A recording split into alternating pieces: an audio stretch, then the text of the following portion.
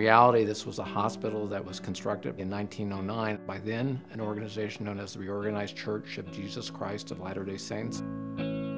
Independence is a very historic sort of community. For older members of the community, they had gone door to door and raised money to make improvements and expansions to the hospital.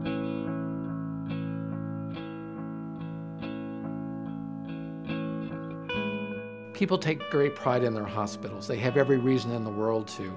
In many ways, they're great repositories of personal memories.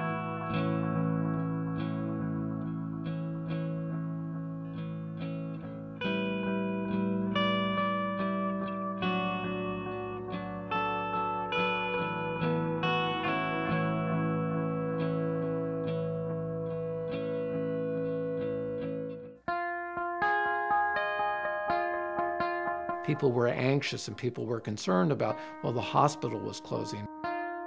Few people really wanted to talk about what would happen about the hospital that was abandoned.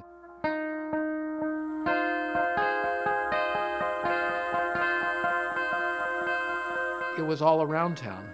You really got up to a baker's dozen, almost, of hospitals that had sort of closed.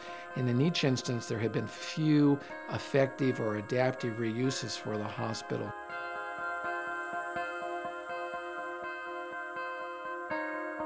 The planning about it all was sort of absent. There really wasn't sort of the literature about what do you do when a hospital in your town sort of closes.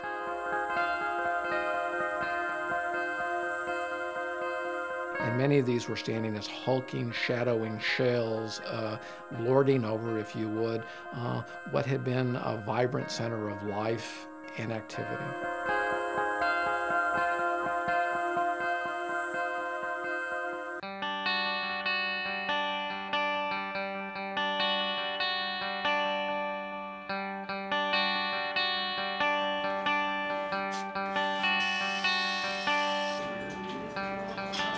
We as a school district were certainly concerned about a vacant building of approximately 250,000 square feet. This is a key piece of architecture.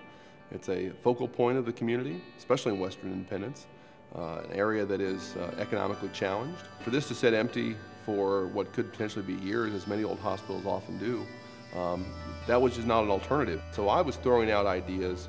This is one of the ones that, as I say, you throw to the wall and it sticks. We were looking to consolidate some of our operations as a district, and as we really started to delve into the possibilities, it became really exciting. It was my board of directors, it was the school district, it was the City of Independence, city council members, mayor, city manager staff that really formulated this concept. We had the opportunity, in conjunction with the City of Independence, to use tax increment financing dollars. Anytime you generate pride in a neighborhood around a specific project, people start taking a greater sense of pride in their own home, in their own business. Everyone saw it as a challenge versus something that was going to defeat us. If that wasn't present, we'd be sitting in an old hospital room, waiting for something to happen in this community that ultimately probably would not happen. Right now, the concept, as we say, is kind of the birth of entrepreneurship. Starting a business is a very personal thing. We've had people come through here that thought the opportunity didn't exist for them to do what they've always dreamt about.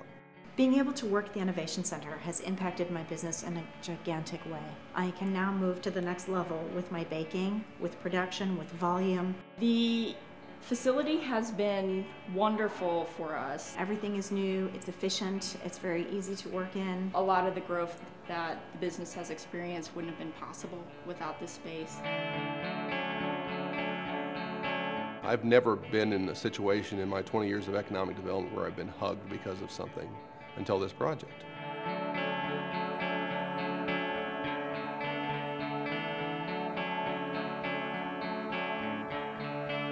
So many human emotions were generated in this building throughout the decades. To be able to go back in and restore that building, to heal some of those human emotions, that's very important in the life of a community. You really have to have hope and really have to sort of fight for where you live. It's so gratifying to understand a place that has meant so much to so many different people over so many generations can have a new life, a new future, and be such an asset to the community.